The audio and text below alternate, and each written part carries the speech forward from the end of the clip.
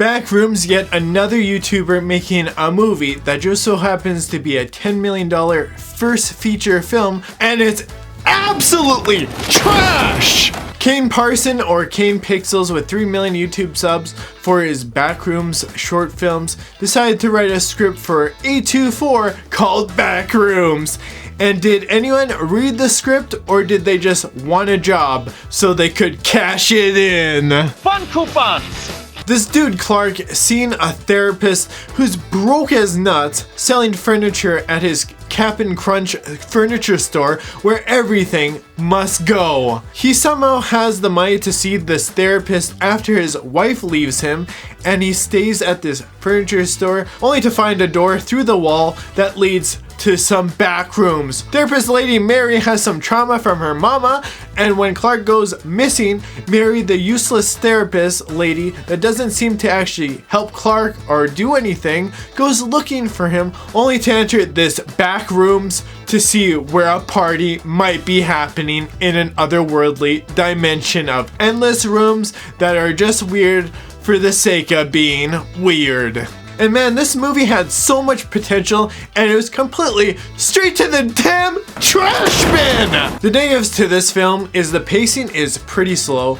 This is a 110-minute film that should have just been cut down to a 40 to 50-minute short film. But A24 realized, with the help of other production companies, they could capitalize on Kane Parsons here to extend his short film ideas to almost 2 hours to make it seem like a great product when in fact it's a pointless product. The craziest part about this is the first half is decently solid, then halfway through it stumbled so damn hard you wish you had left halfway through this damn film. This is why I say, did anyone read the script, or were they making something weird for the sake of it? Because clearly they needed to capitalize on this YouTuber and get any money they could out of this film before people call it trash! And I'm going into spoilers because there's really not much to spoil in this film. The whole therapist angle is beyond strange. I know it's both Clark's and Mary's trauma coming to fruition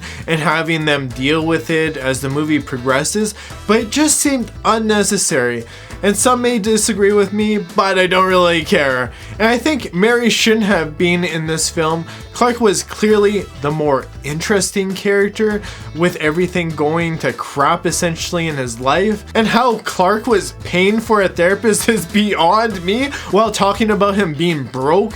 But hopefully those commercials he made went to good use. I'm a pussy pirate, my name is Jack Sparrow! Mary was basically useless, and near the end, where she basically says she can't help Clark through all his trauma and crap, it really just states that therapists are useless. And I think deep down Mary knew she was just preaching straight garbage into the trash bin! The film starts off well, keeping you intrigued as to what these backrooms were, and halfway through where Mary goes to find Clark, it got all strange all of a sudden. It's almost like Clark lost his goddamn mind from being in there maybe too long. And I kind of wish we saw what happened to Kat and Clark when Cap'n Crunch Boy picked up the camera, and why Kat's head was cut off sitting in the damn fridge. There's like this whole portion of the film that just felt missing essentially. I would have liked to see more of them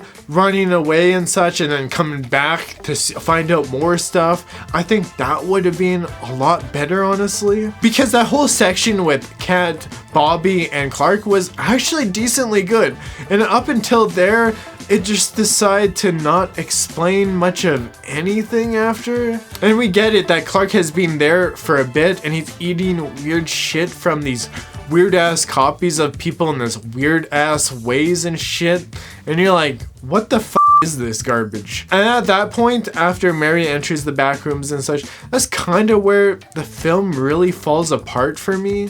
It felt very interesting. You're going along with the story. You're like, okay, this is fine and it's all, and then you're just like, yeah, Clark is a loony bin psychopath at this point, and he's just bananas. He went full bananas! And it seemed really pointless to have them go through all these endless rooms and not do much with it. It almost seemed like they'd rather have some conversations than explore some of these rooms and such. But I guess maybe they thought, oh, there's too much walking around and shit. But honestly, that's probably the most intriguing part about this film. And it just has like a few scares here and there, and that's basically it. That's really it. And Clark gets a bye-bye turned off by Captain Crunch here, which was pretty silly. I was like, okay, well, I guess he's not really the main character then? It almost seemed they didn't know which character to go with, but wanted to end with Mary, who was just useless. And then it just ends with her in another version of herself or whatever. She's got like 2 faces on the face, and it's like amazing. And it was just such a lackluster ending, and you could kind of tell it from the theater that people were like, that's it? That's all we get? Just some weird ass shit? Take off my pants so you can see my flesh arrow. And I also forgot to mention that Phil from Async there, and this company made MRI machines and is now funded by who exactly? What exactly do they want to find out about all these rooms and such? Seems like they know a hell of a lot more than what they're leading on, but at the same time, like, you're just kind of like, I don't really give a shit. I don't really care exactly whatever bullshit you're gonna tell me, because you're not gonna explain it anyway. Or are they gonna make Backrooms 2 Back for More or something? Like, I don't know where this was going exactly. Did they have a sequel in mind? Because if there's a damn sequel, I don't want to watch that shit! And to me, there seemed to be a lot of lore left out. And I'm not someone who knows much about this series and such, but I did see a few of Kane's short films, and they're just, you know, solid, but not for me personally. The positives, and I will give credit where credit is due, the cinematography is pretty good overall. I did like the found footage kind of vibe to it, and it's not overly completely generic. It seemed like they use a lot of wide lens in this movie, and it makes sense because you're trying to show off a bunch of stuff, right? A bunch of chairs and random ass shit. And Captain Crunch Boy, he was just looking to eat more! And at least Kane got A24 to invest into something like this and make a movie. This is like many filmmakers' dreams. Like, a lot of people could only dream about this. And homie here just hit the lottery, so I gotta say, good for him, honestly. And even though I've shat on a lot of YouTuber movies as of late, I can't deny they've all at least made a film, and that's probably the hardest part by far, because Hollywood ain't doing anything better! Can you change your time? No, I'm gay. And you know, the music is solid, and it's good to see Kane as a part of the soundtrack. I'd say it was okay, but you know, it's nothing memorable.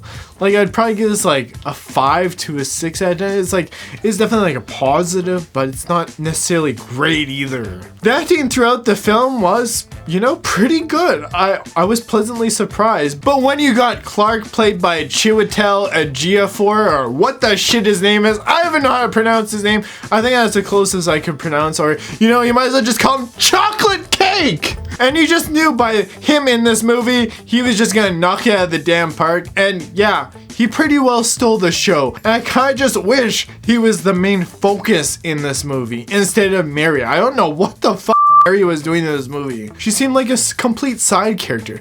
Nobody wanted her. And I didn't mind the entities in here, but they were just weird for the sake of being weird. Except for Captain Crunch Boy! That shit was just some Clark Boy, another version of Clark who is just bananas! And like I said, I really enjoyed the first half of this movie, and I didn't mind the walking around as much as I thought.